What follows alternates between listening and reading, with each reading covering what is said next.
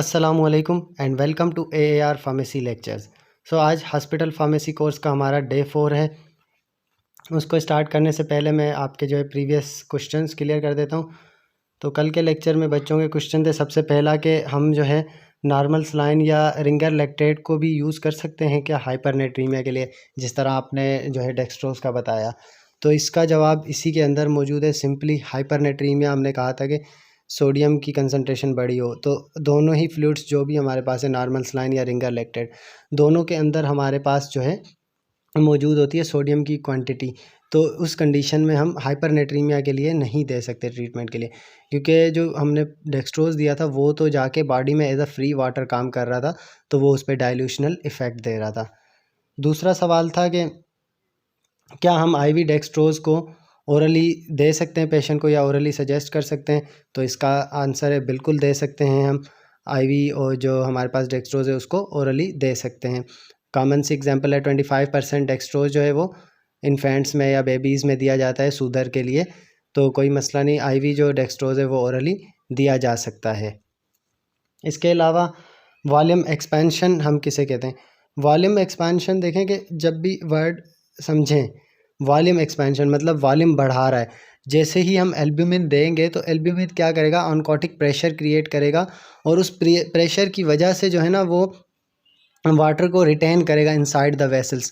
तो उससे volume expansion होगी, मतलब ब्लड की वॉल्यूम बढ़ेगी, वेसल्स के अंदर पानी या फ्लूइड रिटेन होता है, तो उसकी वजह से वॉल्यूम एक्सपेंशन होती है। इसके अलावा सवाल था हमारे पास कि टेट्रासाइक्लिन का एंटीडोट। टेट्रासाइक्लिन का कोई भी स्पेसिफिक एंटीडोट नहीं है। कुछ बच्चों ने होमवर्क में भी मुझे लिख के भेजा था टेट्रासाइक्लिन के लिए फिनोबार्बिटल वो स्पेसिफिक एंटीडोट नहीं है। फिनोबार्बिटल का टेट्रासाइक्लिन के साथ ड्रग इंटरेक्शन है, वो उसके एंजाइम को इफ़ेक्ट करता है। एंजाइम को इफ़ेक्ट करने की वजह से फिनोबाब उसके लेवल्स को डिक्रीज़ कर देता है टेट्रासाइक्लिन के। तो ये अलग मैकेनिज़्म है कि फिनोबाब टेट्रासाइक्लिन के लेवल को डिक्रीज़ करेगा बाय इफ़ेक्टिंग द एंजाइम, बट वो एज अ एंटीडोट नहीं है। एंटीडोट कोई भी हमारे पास टेट्रासाइक्लिन का स्पेसिफिक नहीं है। तो टेट्रासाइक्लिन की जब भी टॉक्सिसिटी या पॉइजनिंग होगी तो उसमें सपोर्टिव केयर या सपोर्टिव थेरापी दी जाएगी, मैनेजमेंट सिर्फ की जाएगी। सपोर्टिव मैनेजमेंट में फिर आप लोगों के साथ मैंने पॉइजनिंग केस डिस्कस किया है, मतलब वो अलग से शेयर किया है ग्रुप में भी, कि हम गैस्ट्रिक लेवाज वगैरह या दूसरी गैस्ट्रिक लेवाज के अलावा चीज़ें वो करते हैं, या इसके अलावा सपोर्टिव ट्रीटमेंट प्रोवाइड करते हैं जो भी सिम्टम्स आ रहे होंगे पेशेंट को। तो ये हो गए हमारे क्वेश्चन। इसके अलावा एक और सवाल था, हाइपरटोनिक, हाइपोटोनिक और आइसोटोनिक फ्लूइड्स को किन सिचुएशंस में यूज़ किया जा सकता है। देखें, ये बहुत लंबा लेक्चर हो जाएगा अगर हम एक एक हाइपरटोनिक फ्लूइड्स की इंडिकेशंस बैठ के डिस्कस करें। हाइपरटोनिक के अलावा हाइपोटोनिक की करें, आइसोटोनिक की करें। तो आइसोटोनिक की कुछ मेन इंडिकेशंस मैंने आपके साथ कल डिस्कस कर ली थी। इसी तरह दूसरा, आप हाइपर और हाइपो को याद करने के लिए ये रख लें कि हाइपरटोनिक फ्लूइड्स जो भी होंगे ना, फॉर एग्जांपल हाइपरटोनिक सलाइन है। हाइपरटोनिक सलाइन अब कब यूज़ हो सकती है, जब भी सोडियम का लेवल बॉडी के अंदर कम होगा, हाइपोनेट्रीमिया की कंडीशन होगी, तो उसमें हाइपरटोनिक सलाइन यूज़ हो सकती है। इसी तरह हाइपोटोनिक हाइपोटोनिक या निस्फ सलाइन जो होती वो कब यूज़ हो सकती है, जब बॉडी में सोडियम के लेवल रेज हुए हों, हमारे पास हाइपरनेट्रीमिया की कंडीशन हो, तो उसमें अगर हमें फ्लूइड देना लाजमी है तो निस्फ सलाइन दे सकते हैं हम, क्योंकि उसमें सोडियम का लेवल कम है। या इसी तरह अगर हम डेक्सट्रोज वाली देखें तो वो हमारे पास हाइपरग्लाइसीमिया या हाइपोग्लाइसीमिया में अकॉर्डिंग टू उसके जा सकती है कि इसमें कितनी डेक्सट्रोज की कंसंट्रेशन है। तो मेन मकसद मतलब इनका क्या हो गया कि एक तो ये हो गया, उसके अलावा भी इनकी बहुत सी इंडिकेशन है। जैसे हाइपरटोनिक सलाइन को हम इंट्राक्रैनियल प्रेशर को रिड्यूस करने के लिए भी दे रहे होते हैं। इसके अलावा एज म्यूकोलाइटिक भी ये काम कर रहा होता है। तो वो मल्टीपल इंडिकेशंस आ जाती हैं। उस पर इंशाल्लाह हम फिर कभी अलग से लेक्चर रख लेंगे इन फ्लूइड्स के बारे में, कि हाइपरटोनिक कब यूज़ किए जाते हैं, हाइपोटोनिक कब यूज़ किए जाते हैं, अलग अलग सबकी इंडिकेशंस विथ मैकेनिज़्म हम डिस्कस कर लें। तो होप सो आपके कल के सवालात क्लियर हो गए होंगे। अब मैं जो होमवर्क या असाइनमेंट मैंने आप लोगों को दी थी उसको डिस्कस कर लेता हूँ। उसमें 2 सवाल थे। सबसे पहला सवाल मेरा ये था कि अगर हम डेक्सट्रोज दे रहे हैं 5% और हमने कहा डेक्सट्रोज 5% आइसोटोनिक है, तो ये किस तरह से नेट मूवमेंट करा रहा है, पानी हमारे पास किस तरह से ब्रेन तक जा रहा है, जबकि सेल्स के अंदर तो पानी जाना नहीं चाहिए जब आइसोटोनिक फ्लूइड के अंदर हम कोई भी चीज़ सेल प्लेस करते हैं तो वो नो नेट मूवमेंट कराएगा, मतलब कोई भी पानी जो है ना सेल से बाहर आएगा ना सेल के अंदर जाएगा। तो इस कंडीशन में कैसे मूवमेंट हो रही है, इसका जवाब मेरी ही पिछली स्लाइडों में मौजूद था। मैंने जहाँ पे आप लोगों को बताया कि जैसे ही हम 5% डेक्सट्रोज देते हैं तो वो बॉडी के अंदर जाने के बाद मेटाबोलाइज हो जाती है। जब डेक्सट्रोज मेटाबोलाइज हो जाएगी तो उसके बाद पीछे सिर्फ हमारे पास फ्री वाटर बचेगा। तो फ्री वाटर जो है वो तो जो है अब हाइपोटोनिक हो गया ना, क्योंकि उसमें जो है डेक्सट्रोज तो रहा नहीं, सिर्फ वाटर है। फ्री वाटर जो है वो एज अ हाइपोटोनिक फ्लूइड काम करेगा। तो हाइपोटोनिक फ्लूइड के अंदर जब भी हम सेल को प्लेस करते हैं तो उसमें जो है movement inside the cell start हो जाती है। तो वो जो है डेक्सट्रोज बॉडी में जाने के बाद मेटाबोलाइज होकर हाइपोटोनिक हो जाता है, उसकी वजह से नेट मूवमेंट हो रही होती है। दूसरा मेरा ये सवाल था कि रिंगर लैक्टेट को क्यों नॉर्मल सलाइन के ऊपर अब प्रेफर किया जा रहा है। मतलब हम देख रहे हैं कि न्यू गाइडलाइंस में जो है रिंगर लैक्टेट को प्रेफर किया जा रहा है ओवर नॉर्मल सलाइन। ठीक है, तो उसके बहुत से रीजंस आपको मिलेंगे कि रिंगर लैक्टेट में मल्टीपल चीज़ें हैं, हमारी बॉडी के इलेक्ट्रोलाइट्स की जितनी भी हैं कंपोजिशंस वो सब की सब उसमें मौजूद होती हैं, क्योंकि हमने डिस्कस किया सोडियम क्लोराइड के अलावा पोटेशियम क्लोराइड भी है, कैल्शियम भी है, लैक्टेट भी है, तो मल्टीपल चीज़ें हैं उसमें। उसके अलावा हमने डिस्कस किया कि ये एक बैलेंस्ड हमारे पास क्रिस्टलॉइड है। तो ये बिल्कुल रीज़न्स हैं, बट जो एग्जैक्ट या एक्चुअल रीज़न है ना वो है हमारे पास कि जो हम नॉर्मल सलाइन देते हैं तो नॉर्मल सलाइन के अंदर सोडियम और क्लोराइड दोनों की कंसंट्रेशन अप्रॉक्सीमेटली इक्वल है। तो इक्वल होती है तो वो जो है ना हमारी नॉर्मल बॉडी वाले क्लोराइड लेवल से बहुत ज़्यादा है, तकरीबन 20 से 30 के अराउंड जो है क्लोराइड का डिफरेंस होता है। अगर हमारा नॉर्मल बॉडी 109 के अराउंड है तो नॉर्मल सलाइन के अंदर जो है 140s में हमें जो है पर लीटर मिल रहा होता है क्लोराइड। तो सोडियम तो चले ठीक है, हमारी बॉडी के अराउंड वही है 135 to 145 जो नॉर्मल हमारा सोडियम है बॉडी का, मगर क्लोराइड की कंसंट्रेशन हाई है नॉर्मल सलाइन में एज़ कम्पेयर टू हमारी बॉडी के। ठीक है, तो ये मेन रीज़न है कि क्लोराइड जब हाई होता है तो उसकी वजह से हाइपर क्लोरीमिक एसिडोसिस हो जाती है कि क्लोराइड हाई है, हाई कंसंट्रेशन है तो ब्लड के अंदर क्लोराइड की कंसंट्रेशन बढ़ेगी, हाइपर क्लोरीमिया होगी, मतलब हाइपर क्लोरीमिया की वजह से एसिडोसिस होगी। तो वो हाइपर क्लोरीमिक एसिडोसिस जो है वो मेन रीज़न था जिसकी वजह से रिंगर लैक्टेट ने जो है उसको रिप्लेस किया, क्योंकि रिंगर लैक्टेट में जो क्लोराइड की कंसंट्रेशन है ना वो अराउंड हमारी बॉडी वाले नॉर्मल जो क्लोराइड है उसी के करीब है, 109-10 के अराउंड ही है। तो इसीलिए जो है रिंगर लैक्टेट ने जो है रिप्लेस कर लिया है न्यू गाइडलाइंस के मुताबिक नॉर्मल सलाइन को। ठीक है, उम्मीद है कि आप लोगों को अब ये दोनों सवाल अच्छे से समझ आ गए होंगे। तो हम आज लेक्चर 4 स्टार्ट करने जाते हैं, उससे पहले आप लोगों ने अपनी अटेंडेंस मार्क कर ली होगी, और जिन्होंने नहीं की है वो अटेंडेंस मार्क कर ले अपना नाम और यूनिवर्सिटी मेंशन करके। तो लेक्चर 4 आज हमारा है एंटी माइक्रोबियल स्टीवर्डशिप। ठीक है, एंटी माइक्रोबियल स्टीवर्डशिप बहुत आपने वर्ड सुना होगा, एंटी माइक्रोबियल स्टीवर्डशिप। तो मेनली ये है क्या? एंटी माइक्रोबियल स्टीवर्डशिप हमारे पास ऐसा प्रोग्राम है जिसमें जो है ना एंटी माइक्रोबियल्स या एंटीबायोटिक्स के यूज़ को अप्रोप्रिएट बनाया जाता है, मतलब अकॉर्डिंग टू डिजीज़ कंडीशन सही एंटीबायोटिक्स का इस्तेमाल किया जाए। ये इंश्योर कराता है हमें एंटी माइक्रोबियल स्टीवर्डशिप प्रोग्राम। उससे क्या होगा? पेशेंट आउटकम्स इंप्रूव होंगी, पेशेंट की जो है हेल्थ इंप्रूव होगी। उसके अलावा माइक्रोबियल रेजिस्टेंस सबसे बड़ा जो हमारे पास इस वक्त मसला है, आपने देखा होगा कि कल्चर रिपोर्ट्स आ रही हैं सब की सब एंटीबायोटिक्स से जो है ना रेजिस्टेंट शो कर रहे हैं। तो एंटी माइक्रोबियल रेजिस्टेंट बहुत बड़ा मसला है, क्योंकि अब हमारे पास बहुत लिमिटेड चॉइस बची हैं एंटीबायोटिक्स में। ज़्यादातर जो एंटीबायोटिक्स हैं उससे हम जो है रेजिस्टेंट डेवलप कर चुके हैं। टाइफाइड के केसेस में देखेंगे तो अब हम जो है लास्ट रिजॉर्ट मीरोपेनम तक पहुंच चुके हैं। तो बहुत सी ऐसी चीज़ें हैं जिनमें हमारे पास मल्टीपल जो है ना ड्रग से रेजिस्टेंट आना शुरू हो गई हैं बहुत सी डिजीज़ के अंदर। तो माइक्रोबियल रेजिस्टेंट को कम करने के लिए भी ये प्रोग्राम डिज़ाइन किया गया है एंटी माइक्रोबियल स्टीवर्डशिप, ताकि जो है अगर अप्रोप्रिएट यूज़ होगा, प्रॉपर अकॉर्डिंग टू डिजीज़ होगा जो है, और प्रॉपर उसकी ड्यूरेशन सब चीज़ें होंगी, तो फिर माइक्रोबियल रेजिस्टेंस इतनी ज़्यादा नहीं होगी। इसके अलावा हमारे पास मल्टी ड्रग रेजिस्टेंट, यही हमारे पास जो रेजिस्टेंट वाले आ गए मल्टी ड्रग रेजिस्टेंट, बहुत ज़्यादा ड्रग्स से जो है एक ही माइक्रोब रेजिस्टेंट हो जाता है कि सिर्फ वो हम देखते हैं कल्चर रिपोर्ट में 1 या 2 एंटीबायोटिक्स के अगेंस्ट सेंसिटिविटी शो कर रहा होता है। तो वो जो मल्टी ड्रग रेजिस्टेंट इन्फेक्शंस हैं उन्हें कम से कम किया जा सकता है एंटी माइक्रोबियल स्टीवर्डशिप प्रोग्राम की वजह से। तो मेन मकसद इसका क्या हुआ कि हमने जो है ना एंटीबायोटिक्स के यूज़ को रैशनल बनाना है। रैशनल मतलब लॉजिकल, लॉजिकल मतलब कि कोई रीज़न हो। तो एंटीबायोटिक्स जो है विदाउट एनी रीज़न यूज़ नहीं करने। जो हमारे पास बहुत कॉमन प्रैक्टिस है कि बुखार हुआ एंटीबायोटिक दे दें, गले में दर्द है एंटीबायोटिक दे दें, जो भी कंडीशन है बस एंटीबायोटिक दे दें। नहीं यूज़ करनी। एंटीबायोटिक्स इस तरह से यूज़ करने को नहीं होती। ये ओटीसी मेडिकेशंस नहीं है। ये हमारे पास बहुत जो है सीरियस इन्फेक्शंस फर्दर करा रही होती हैं। उसके अलावा ये जो है खुद से जो है रेजिस्टेंस हो जाती है इस तरह से एंटीबायोटिक्स लेने से।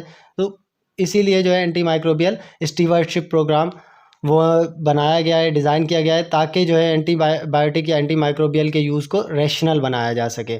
अब होता क्या है कि कॉन्सिक्वेंसेस क्या है एंटीबायोटिक मिसयूज़ के। जब भी एंटी माइक्रोबियल थेरापी हमारे पास गलत इस्तेमाल की जाएगी, एक तो मॉर्बिडिटी होगी, दूसरा मॉर्टिलिटी होगी।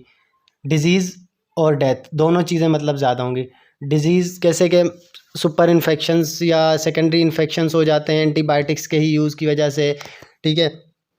या मॉर्टिलिटी कि अब पेशेंट जो है ना उसने इतना गलत इस्तेमाल किया एंटीबायोटिक्स का कि अब वो रेजिस्टेंट डेवलप कर चुके हैं। अब रेजिस्टेंट डेवलप होने की वजह से हमारे पास कोई ऑप्शन ही नहीं बचा, इन्फेक्शन हुआ और इन्फेक्शन की वजह से जो है डेथ हो गई, क्योंकि हमारे पास कोई ऑप्शन ही नहीं था ट्रीट करने के लिए।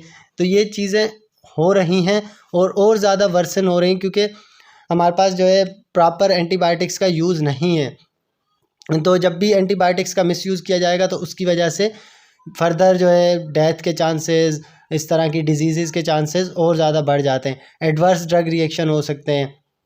इसके अलावा हॉस्पिटल स्टे बढ़ सकती है, मतलब एंटीबायोटिक प्रॉपर यूज़ नहीं किया गया। अब जो उसका यूज़ था कि भाई इस माइक्रोब के अगेंस्ट ये वाला एंटीबायोटिक इतने दिन तक यूज़ करना चाहिए था, मगर वो प्रॉपरली यूज़ नहीं किया, उसकी वजह से हो सकता है हॉस्पिटल स्टे उसका बढ़ जाए पेशेंट का, क्योंकि वो डिज़ीज़ ट्रीट नहीं होगी। जब तक ट्रीट नहीं होगी तो हॉस्पिटल स्टे और ज़्यादा होगा। जब हॉस्पिटल स्टे ज़्यादा होगा तो हॉस्पिटल की कॉस्ट भी ज़्यादा होगी, पेशेंट को ज़्यादा पे करना पड़ेगा। इसके अलावा सेकेंडरी इन्फेक्शन से प्री डिस्पोज हो सकता है एंटीबायोटिक्स के मिसयूज़ की वजह से। उसके अलावा ड्रग रेजिस्टेंट हमारे पास ऑर्गेनिजम्स, उनसे भी पेशेंट एक्सपोज हो सकते हैं जितनी ज़्यादा जो है एंटीबायोटिक्स का मिसयूज़ करेंगे। तो ये बहुत से कॉन्सिक्वेंसेस हैं हमारे पास, जो भी एंटीबायोटिक मिसयूज़ करते हैं उनकी वजह से ये चीज़ें हो सकती हैं। और आप लोग देख भी रहे हैं डेली बेसिस पे कि हमारे पास छोटे से बच्चे की रिपोर्ट आती है, 6 महीने का 7 महीने का बच्चा होता है और उसने कभी एंटीबायोटिक यूज़ की नहीं, मगर वो सब जो है ड्रग्स से रेजिस्टेंट आ रहा है। क्यों? क्योंकि हमारी सोसाइटी में रेजिस्टेंट ऑर्गेनिजम्स आ चुके हैं। अब वो रेजिस्टेंट ऑर्गेनिज्म बच्चे को लगते हैं तो वो तो ऑर्गेनिज्म ने उसके अगेंस्ट रेजिस्टेंट डेवलप कर लिया ना, चाहे उस बच्चे ने कभी एंटीबायोटिक यूज़ की ही नहीं थी, मगर उसे ऑर्गेनिज्म ही ऐसा मिला सोसाइटी से जो रेजिस्टेंट डेवलप कर चुका था। तो इसीलिए कहते हैं कि एंटीबायोटिक्स का प्रॉपर यूज़ किया जाए, उनको तभी यूज़ करें जब हमारे पास कंफर्म हो कि हाँ ये जो है हमारे पास इन्फेक्शन है वो बैक्टीरियल है या जो वायरल है, तो उसके अगेंस्ट एंटीवायरल यूज़ की जाए, तो उसके अकॉर्डिंग चीज़ें देखी जाएँ। ऐसा नहीं कि हर कंडीशंस में बस एंटीबायोटिक्स का यूज़ किया जाए। अब क्या स्ट्रेटजीज़ होती हैं एंटीबायोटिक मिसयूज़ को बचाने के लिए? तो 2 तरह की हमारे पास स्ट्रेटजीज़ होती हैं, कोर इंटरवेंशन और दूसरा supplemental intervention. Core intervention main मतलब जो इन्वॉल्व होती हैं उसमें हमारे पास फर्दर फिर 2 क्लासेस आ जाती हैं। एक होता है हमारे पास प्रायर ऑथराइजेशन या फार्मूलरी रिस्ट्रिक्शन, दूसरा हमारे पास होता है प्रोस्पेक्टिव ऑडिट्स। इसके अलावा सेकंड है हमारे पास सप्लीमेंटल इंटरवेंशन। सप्लीमेंटल इंटरवेंशन में फिर फर्दर हमारे पास 2 आ जाती हैं। एक है आईवी टू पीओ स्विच, मतलब आईवी से ओरल की तरफ स्विच कर दिया जाए, और दूसरा जो है डोज एडजस्टमेंट्स। ये हमारे पास है सप्लीमेंटल इंटरवेंशन। सबसे पहला कोर इंटरवेंशन में जो हमारे पास है प्रायर ऑथराइजेशन या फार्मूलरी रिस्ट्रिक्शन। अब वर्ड ही समझेंगे तो इसी से आपको जो है ना इसकी डेफिनेशन समझ आ जाएगी। फार्मूलरी रिस्ट्रिक्शन, हॉस्पिटल की अपनी फार्मूलरी होती है, उसमें कुछ एंटीबायोटिक्स को जो है रिस्ट्रिक्ट कर दिया जाए कि इनका जो है ना यूज़ हमें ऑथराइजेशन के बिना नहीं करना, कि जो भी आईडी कंसल्टेंट हो, इन्फेक्शियस डिजीज़ फार्मासिस्ट है, इन्फेक्शियस डिजीज़ फिजिशियन वगैरह हैं, तो उनकी अथॉरिटी के बिना इन एंटीबायोटिक्स का यूज़ नहीं करना, तो उन्हें रिस्ट्रिक्ट कर दिया जाए या कंट्रोल कर लिया जाए फार्मूलरी के अंदर, तो वो हमारे पास कहलाती है फार्मूलरी रिस्ट्रिक्शन या प्रायर ऑथराइजेशन, मतलब क्या होगा कि उनके लिए हमें जो है आईडी की ऑथराइजेशन रिक्वायर्ड होगी। आईडी की जो भी टीम है हमारे पास, आईडी टीम में फिर फिजिशियन, फार्मासिस्ट सबके सब इन्वॉल्व होते हैं। इसके मेन मकसद क्या है कि कुछ ड्रग्स को जो है ना रिस्ट्रिक्ट कर लिया जाता है या कंट्रोल कर लिया जाता है कि वो डिस्पेंसिंग नहीं करनी है हमने। ख़ास तौर पे जो हमारे पास लास्ट चॉइस होती हैं या बहुत ब्रॉड स्पेक्ट्रम वाली एंटीबायोटिक्स, इस तरह की जो है एंटीबायोटिक्स हैं उन पे जो है रिस्ट्रिक्शंस लगा दी जाती हैं कि ये जो है अब हमारे पास लास्ट चॉइस है, तो इन्हें हम जो है कंट्रोल रखें या रिस्ट्रिक्ट रखें कि जब तक हमें जो है आईडी फार्मासिस्ट या आईडी फिजिशियन अप्रूवल नहीं दे रहे तब तक हम इनको यूज़ नहीं कराएंगे। उसके लिए प्रॉपर देखेंगे कि वाकई ये इन्फेक्शन में यही एंटीबायोटिक रिक्वायर्ड है या हम जो है इससे कम वाले पे किसी पे फ़िलहाल ट्रीटमेंट कर सकते हैं। फॉर एग्ज़ाम्पल हम एक ले लेते हैं कि हमने जो है ना लाइनज़ोलेट को रखा है रिस्ट्रिक्टेड एंटीबायोटिक में, ठीक है, और पेशेंट को जो है ना हमारे पास मरसा के लिए लाइनज़ोलेट डॉक्टर ने लिख दी या कोई भी स्किन इन्फेक्शन के लिए लाइनज़ोलेट लिख दी, तो हम देखेंगे ना कि पहले हमारे पास दूसरी चॉइस है स्किन इन्फेक्शंस के लिए, हम दूसरी एंटीबायोटिक्स यूज़ कर सकते हैं। या मरसा है अगर, तो मरसा में हम जो है वैनकोमाइसिन पहले ट्राई कर सकते हैं। वैनकोमाइसिन पे भी अगर वो रेजिस्टेंट है तो हम लाइनज़ोलेट की तरफ जाए ना। तो ये चीज़ होती है कि रिस्ट्रिक्ट करने से फिर एटलीस्ट वो देखेंगे डिस्पेंस करने से पहले कि बिना जो है उसके रेशनल यूज़ के नहीं डिस्पेंस की जाएगी। तो यही मेन चीज़ होती है कि रिस्ट्रिक्ट कर दिया ना एक चीज़ को, तो अब वो देने से पहले ज़रूर देखेंगे कि वाकई इसमें जो है रिक्वायर्ड है या नहीं। लाइनज़ोलेट हम ऐसे ही तो नहीं दे रही है, हमारे पास लास्ट चॉइस है, तो इसको हम बचा के रखें, वरना रेजिस्टेंट अगर इसके भी अगेंस्ट आना शुरू हो गई तो फिर हम कहाँ जाएंगे, तो हमारे पास कोई ऑप्शन नहीं बचेगा। तो इसी तरह से जो है कुछ एंटीबायोटिक्स को रिस्ट्रिक्ट कर लिया जाता है क्योंकि ये जो है तभी देंगे जब इसकी नीड होगी। अब आम मरसा का इन्फेक्शन है या मरसा से पहले भी कोई स्किन इन्फेक्शन, तो उसके लिए हमारे पास और बहुत सी चॉइसेस हैं स्किन इन्फेक्शन के लिए, या हमारे पास मरसा के लिए भी चॉइस है वैनकोमाइसिन की। अगर उससे रेजिस्टेंट होता है तो फिर हम लाइनज़ोलेट की तरफ जाएँ। तो इस तरह से जो है हमारे पास फार्मूलरी रिस्ट्रिक्शन या प्रायर ऑथराइजेशन के थ्रू एंटीबायोटिक्स को कंट्रोल किया जाता है, उनके यूज़ को कंट्रोल किया जाता है। Second, prospective audits. Prospective audits का मकसद क्या होता है कि जब थेरापी चल रही होती है ना, इनिशियल थेरापी और अभी जो ऑनगोइंग थेरापी होती है उसकी मॉनिटरिंग की जाती है। क्योंकि देखिए बहुत से केसेस में हमें जो है एम्पेरिक थेरापी देनी होती है। एम्पेरिक थेरापी हम किसे कहते हैं कि जो 72 आवर्स के लिए इनिशियल ट्रीटमेंट दी जाए जब तक कल्चर या लैब रिपोर्ट्स ना आ जाए। क्योंकि अब आप ब्लड कल्चर कराएंगे तो कल्चर सेंसिटिविटी रिपोर्ट तो एटलीस्ट 72 आवर्स तक आएगी, तो 3 दिन तक तब तक पेशेंट को तो ट्रीट करना है ना। तो उस ट्रीटमेंट के लिए जो है सिम्टम्स की बेस पे और जो भी उनकी इस वक्त क्लिनिकल कंडीशंस होती हैं उनकी बेसिस पे डॉक्टर और फिजिशियन की टीम या फार्मासिस्ट मिलके एम्पेरिक थेरापी ज़रूर डिज़ाइन करते हैं। तो उस एम्पेरिक थेरापी को भी मॉनिटर करना होता है कि ये एम्पेरिक थेरापी चल रही है तो 72 आवर्स से ज़्यादा तो नहीं हो गए, अब इसकी कल्चर रिपोर्ट्स आ गई हैं, उसके अकॉर्डिंग वो थेरापी सही है या नहीं। क्योंकि 72 आवर्स जब गुजर गए, अब हमारे पास एक कल्चर रिपोर्ट आ गई। फॉर एग्जांपल पहले हमने चलाई थी ceftriaxone as a empiric therapy, empirically हमने सेफ्ट्रायाजोन स्टार्ट कर दी। अब जब उसकी कल्चर रिपोर्ट आई, कल्चर रिपोर्ट में जो है सेंसिटिविटी हमारे पास आ रही है मीरोपेनम की, तो ये तो हम देखेंगे ना कि अब हमने स्विच करना है 72 आवर्स के बाद। जैसे ही रिपोर्ट आई है, जब भी रिपोर्ट आ जाती है कल्चर की, तो हम उस मीरोपेनम की तरफ स्विच करें ना। अब सेफ्ट्रायाजोन को कंटिन्यू करने का कोई रीज़न नहीं बनता, वो तो हमने एज आ एम्पेरिक थेरापी दी थी ना, जब तक रिपोर्ट ना आए तब तक हमने एज आ एम्पेरिक थेरापी दे दी। मगर अब तो हमारे पास रिपोर्ट है सामने, वो दिखा रही है कि मीरोपेनम सेंसिटिव है, ये हमने यूज़ करनी है। तो ये चीज़ देखी जाती है कि 72 आवर्स के बाद प्रॉपर जो है एंटीबायोटिक यूज़ की जा रही है या नहीं, मतलब अब अकॉर्डिंग टू उसकी रिपोर्ट्स वो सही है या नहीं, ठीक है। तो ये चीज़ आ जाती है हमारे पास प्रस्पेक्टिव ऑडिट्स में। देखा जाता है कि अब जो हमारे पास जो है ना ऑनगोइंग थेरापी है वो सही है या नहीं, और फिर उसमें कोई भी फीडबैक प्रोवाइड करना होता है या सजेशन प्रोवाइड करनी होती है, तो वो जो है हेल्थ केयर टीम को दी जाती है कि अब जो है आप इसकी तरफ स्विच कर लें क्योंकि हमारे पास रिपोर्ट्स में ये आ गया है। तो इस तरह से फिर जो है ना वो अपना फीडबैक और सारी चीज़ें प्रोवाइड करते हैं कि अब इसमें जो है फर्दर हम ये मॉडिफिकेशन कर सकते हैं या इसमें जो है न्यू अब ये चेंज कर लें। तो ये सारी चीज़ें जो है प्रस्पेक्टिव ऑडिट्स में आ जाती हैं कि ऑनगोइंग थेरापी को मॉनिटर करना कि वो अकॉर्डिंग टू डिज़ीज़ या उसके अब सही है या नहीं, रेशनल है या नहीं, ठीक है। और 72 आवर्स के लिए जो हम एम्पेरिक थेरापी देते हैं ना, एम्पेरिक थेरापी से पहले हम कल्चर ज़रूर ले लेते हैं। पहले जो है ब्लड सैंपल लेंगे, उसके बाद जो है उसकी एम्पेरिक थेरापी स्टार्ट कर देते हैं 72 आवर्स के लिए, जब तक कल्चर रिपोर्ट्स आ जाएँ हमारे पास। इसके अलावा सेकंड हमने डिस्कस किया था सप्लीमेंटल इंटरवेंशन। सप्लीमेंटल इंटरवेंशन में अब हमारे पास फर्दर दो थी। एक IV to PO switch. IV to PO switch हम कब करते हैं, जब भी पेशेंट क्लिनिकली स्टेबल हो। अब क्लिनिकली स्टेबल पेशेंट है तो फजूल में हम जो है उसे IV ड्रग्स दे रहे हैं, ये बात समझ में नहीं आती ना कि IV ड्रग्स तो तब दी जाएंगी जब वो बिल्कुल अनस्टेबल हो या सीवियर कंडीशन हो, तब IV दी जाए। अदरवाइज़ तो उसको ओरली दी जाए, क्योंकि IV से फर्दर कॉम्प्लिकेशंस और ज़्यादा बढ़ रही होती हैं। तो इसीलिए हम जो है IV से ओरल की तरफ स्विच कर देते हैं अगर पेशेंट क्लिनिकली स्टेबल है और उसका GI फंक्शनल है, मतलब GI सिस्टम उसका प्रॉपर काम कर रहा है, तो IV ड्रग्स को ओरल पे स्विच कर दिया जाएगा। जबकि कुछ ऐसी कंडीशंस होती हैं जिनमें हम जो है IV टू ओरल स्विच नहीं कर सकते। कौन सी ऐसी कंडीशन है? मेनिनजाइटिस है। मेनिनजाइटिस अब बहुत सीवियर हमारे पास है कि इसमें जो है ब्रेन की लेयर्स के अंदर इन्फ्लेमेशन है। अब उस कंडीशन में हम जो है ओरल की तरफ नहीं जाएंगे। एंडोकार्डाइटिस है, सीवियर है, सीरियस मसला है, या सेप्टिक शॉक का पेशेंट है, तो इन कंडीशंस में हम जो है IV टू ओरल स्विच नहीं करेंगे, IV पर ही रखेंगे पेशेंट को। एंडोकार्डाइटिस के पेशेंट है, मेनिनजाइटिस के पेशेंट है, या सेप्टिक शॉक, क्योंकि वो अब स्टेबल नहीं है, या दूसरा ये कि वो सीवियर इन्फेक्शन है, तो उसमें जो है हमें IV की तरफ ही रखना पड़ेगा। या दूसरी कंडीशन ऐसी कि ओरल मेडिकेशंस पे प्रॉपर रिस्पांस नहीं दे रहा हो पेशेंट, तो उस कंडीशन के अंदर भी हम जो है IV से ओरल पे स्विच नहीं कर सकते। सेकंड हमने डिस्कस किया था डोज एडजस्टमेंट, मगर डोज एडजस्टमेंट से पहले मैं कुछ IV टू ओरल स्विच की एग्जांपल्स बताना चाहूँगा।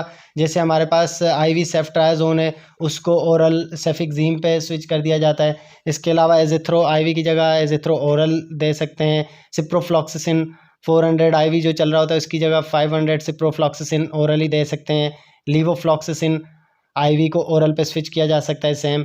उसके अलावा लाइनज़ोलेट सेम डोज पे 600 IV और ओरल स्विच किया जा सकता है। इसके अलावा वोरिकोनाजोल जो है 200 mg IV से ओरल स्विच किया जा सकता है। मेट्रोनिडाजोल हमारे पास 500 IV जा रहा होता है, मगर ओरली जो है हम उसे 400 mg देते हैं Q8 आवरली। तो इस तरह ये मुख्तलिफ हमारे पास एग्जाम्पल्स हैं जो हम IV से ओरल पर स्विच कर सकते हैं। सेकेंड हमारे पास सप्लीमेंटल इंटरवेंशन में है डोज एडजस्टमेंट। डोज एडजस्टमेंट आपको प्रीवियस भी मैंने बताया था कि कुछ ऐसी कंडीशंस होती हैं लाइक लिवर इम्पेयरमेंट है, किडनी इम्पेयरमेंट है, कोई और जो है मसला है पेशेंट का, तो उस कंडीशंस के अंदर हमें जो है डोज एडजस्टमेंट की ज़रूरत पड़ती है। ख़ास तौर पे जो लिवर इम्पेयरमेंट है या किडनी इम्पेयरमेंट है, तो देखेंगे कि ये ड्रग अगर किडनी के थ्रू एक्सक्रीट आउट हो रही है तो उसकी जो है डोज एडजस्टमेंट की ज़रूरत पड़ेगी। मैंने प्रीवियस लेक्चर में मीरोपेनम की एग्जांपल भी दी थी कि मीरोपेनम जब भी हम दे रहे होते हैं देखते हैं कि किडनी के इम्पेयरमेंट का पेशेंट तो नहीं है, फिर उसकी क्रेटिनिन क्लियरेंस के अकॉर्डिंग उसकी एडजस्टमेंट की जाए। इसी तरह वैनकोमाइसिन है, वैनकोमाइसिन की तो हम किडनी इम्पेयरमेंट के अलावा वैन के लेवल्स के बेसिस पे भी एडजस्टमेंट करा रहे होते हैं कि वैन के लेवल्स चेक किए जाते हैं। अगर वो लेवल्स सही अचीव हो रहे हैं तो मतलब ठीक है, अदरवाइज जो है लेवल्स के अकॉर्डिंग जो है उसको एडजस्ट किया जाए। तो डोज एडजस्टमेंट में जो है सब चीज़ें देखी जाएंगी कि मल्टीपल जो पेशेंट के फैक्टर्स हैं उनके अकॉर्डिंग डोज ऑप्टिमाइज्ड है या नहीं एंटीबायोटिक का, तो ये हमारे पास आ जाती है सप्लीमेंटल इंटरवेंशन के अंदर। अब किस तरह से एंटी माइक्रोबियल स्टीवर्डशिप प्रोग्राम को इवालुएट किया जाए, उसके हमारे पास दो बेसिक तरीके हैं जो हम एंटी माइक्रोबियल स्टीवर्डशिप प्रोग्राम की इफ़ेक्टिवनेस को इवालुएट कर सकते हैं। उसके दो तरीके कौन कौन से हैं? पहला है हमारे पास प्रोसेस और दूसरा है आउटकम। प्रोसेस का मकसद कि जो अभी चल रहा है, मतलब कि उस प्रोग्राम का क्या इम्पैक्ट है, उसके कितने रिसोर्सेज यूज़ हो रहे हैं, कितनी कॉस्ट लग रही है, ये सारा का सारा जो प्रोसेस इन्वॉल्व हो रहा है उस प्रोग्राम के अंदर एंटी माइक्रोबियल स्टीवर्डशिप के, उन सब चीज़ों को इवालुएट करना ये ईजियर रहता है। ठीक है, देखना कि हमारा इतना पैसा खर्च हो रहा है, इतने रिसोर्सेज लग रहे हैं, हमारे पास ये टीम मेंबर काम कर रहे हैं तो उन पे ये रिसोर्सेज लग रहे हैं, और इसकी जो है इतना इम्पैक्ट पड़ रहा है इस प्रोग्राम का हमारे हॉस्पिटल की या जो पेशेंट के ऊपर। तो ये चीज़ें जो है ना टोटल देखी जाती हैं कि क्या हो रहा है, मतलब उस प्रोग्राम को इवालुएट किया जाए। ये रिलेटिवली हमारे पास ईजियर प्रोसेस होता है। ठीक है, इसको मेयर करना बहुत आसान है कि प्रोग्राम की आपने कॉस्ट को इवालुएट कर लिया, आप उसमें कितने रिसोर्सेज यूज़ हुए, ये सब चीज़ें आपने देख ली। दूसरा है आउटकम। आउटकम को जो है ना मेयर करना थोड़ा मुश्किल काम है मगर बहुत इम्पॉर्टेंट है। आउटकम्स कैसे, आउटकम जैसे अब पर्टिकुलर जो है डिजीज़ में कमी आ गई है, इन्फेक्शंस जो हैं वो कम हो गए हैं हमारे पास एंटी माइक्रोबियल स्टीवर्डशिप की वजह से, अब वो रेजिस्टेंस कम होने लगी है एंटी माइक्रोबियल। तो ये चीज़ें हो जाती हैं आउटकम के अंदर। पेशेंट को स्पेसिफिक कोई जो है बेनिफिट्स मिले आपके प्रोग्राम से, एंटी माइक्रोबियल स्टीवर्डशिप प्रोग्राम की वजह से, ये सारी चीज़ें कि पेशेंट की हेल्थ पे क्या उसका इम्पैक्ट आया, लाइक उसको पर्टिकुलर इन्फेक्शंस अब कम होने लगे पेशेंट्स के अंदर, आपकी पॉपुलेशन के अंदर। उसके अलावा एंटी माइक्रोबियल रेजिस्टेंस आपकी कम्युनिटी या पॉपुलेशन में कम होना स्टार्ट हुई। तो इस तरह के आउटकम्स जो हैं उनका एक बहुत बड़ा इम्पैक्ट रहता है, मगर ये मेयर करना जो है ना थोड़ा मुश्किल है outcomes as compare to process को, क्योंकि प्रोसेस तो हम देख रहे होते हैं इजीली कि ये जो है हमारे पास रिसोर्सेज चीज़ें सब यूज़ हुई। तो ये दोनों हमारे पास इवालुएट करने के मेथड्स हैं कि एंटी माइक्रोबियल स्टीवर्डशिप प्रोग्राम को या तो प्रोसेस को इवालुएट किया जा सकता है या आउटकम्स को इवालुएट किया जा सकता है। इन दोनों के थ्रू हमें पता चल जाएगा कि कितना इफेक्टिव हमारा प्रोग्राम है, क्योंकि जितनी एंटी माइक्रोबियल स्टीवर्डशिप की वजह से रेजिस्टेंस कम होगी एंटीबायोटिक्स की, तो हम कहेंगे बहुत इफ़ेक्टिव प्रोग्राम है हमारा। इसकी वजह से जो है इतनी ज़्यादा जो है हमने रेजिस्टेंस कम की, अब लोगों में जो है इतनी अवेयरनेस हुई, तो उसमें जो है ये फ़ायदा हुआ। इसी तरह प्रोसेस का भी हमें पता चल जाता है कि इस पे जो है हमें इतनी कॉस्ट लगी, अब इतनी ज़्यादा कॉस्ट में हमें ये प्रोग्राम पड़ रहा है या इतनी जो है कम कॉस्ट में पड़ रहा है, फाइनेंशियली ठीक है या नहीं। तो इस तरह की चीज़ें जो है हमें पता चल जाती है, जिससे हम अंदाज़ा लगाते हैं कि हमारा जो है एंटी माइक्रोबियल स्टीवर्डशिप प्रोग्राम कितना इफ़ेक्टिव है। बहुत शुक्रिया, उम्मीद है ये सब चीज़ें आपको क्लियर हो गई होंगी। फर्दर आपको जो भी क्वेश्चन है, जो भी क्यूरी है, वो मेंशन कर दें। इस पे वैसे तो हम बहुत डिटेल चीज़ें और भी डिस्कस कर सकते हैं, बट हमारे पास इतना ज़्यादा टाइम होता नहीं है कि हमने लेक्चर को प्रिसाइज़ और चीज़ें टाइम में करनी है। तो इसके लिए मैंने रेफरेंसेस भी दिए हुए हैं, आप लोग खुद से जो है एंटी माइक्रोबियल गाइडलाइंस पढ़ें। मुख्तलिफ़ गाइडलाइंस हमारे पास जो है एंटी माइक्रोबियल स्टीवर्डशिप की मौजूद है, उनको जाके पढ़ें। रेफरेंसेस जो मैंने इस स्लाइड्स में दिए हैं उनमें से भी आप जो है जाके पढ़ सकते हैं। तो फर्दर आप खुद से इनमें स्टडी करें, फिर आपको किसी चीज़ में कोई कन्फ्यूजन हो तो वो ज़रूर पूछें, वरना ये तो बहुत डिटेल्ड प्रोग्राम है। इस पे अगर हम 3-4 सेशन रखें तब जाके और ज़्यादा डिटेल में चीज़ें हम जो है इस पर डिस्कस कर सकते हैं। तो आज का आप लोगों का होमवर्क क्या है? होमवर्क आपका सिंपल है, आपने सेफालोस्पोरिन का मैकेनिज़्म मुझे बताना है कि सेफालोस्पोरिन किस मैकेनिज़्म के थ्रू काम करती हैं, और दूसरा सेफालोस्पोरिन की क्लासिफिकेशन लिखनी है। क्लासिफिकेशन कैसे? जितनी भी क्लासेस हैं उनके नाम और उनके आगे एक एक ड्रग का नाम। फॉर एग्जांपल फर्स्ट क्लास है तो फर्स्ट क्लास की ये हमारे पास ड्रग है, सेकंड क्लास है तो सेकंड की हमारे पास ये ड्रग है। इस तरह टोटल जो है क्लासेस लिखनी है और उनके आगे एक एक जस्ट ड्रग जो है मेंशन कर देनी है। तो सेफालोस्पोरिन का मैकेनिज़्म और उसकी क्लासेस की एक एक एग्जांपल, बहुत सिंपल है। ये होमवर्क अपना करें और कल रात 8 बजे से पहले पहले जो है इस नंबर पे सेंड कर दीजिए, +923053231807। अगर आपको लेक्चर पसंद आया तो फीडबैक अपना ज़रूर दें कमेंट में, या जो है मुझे अपना फीडबैक व्हाट्सअप भी कर सकते हैं आप लोग। ये हमारे पास रेफरेंसेस हैं एंटी माइक्रोबियल स्टीवर्डशिप के, तो आप इनसे भी जो है जाके फर्दर इन्हें डिटेल में स्टडी कर सकते हैं। इंशाल्लाह कल जो है हम अपना next lecture GI prophylaxis discuss करेंगे।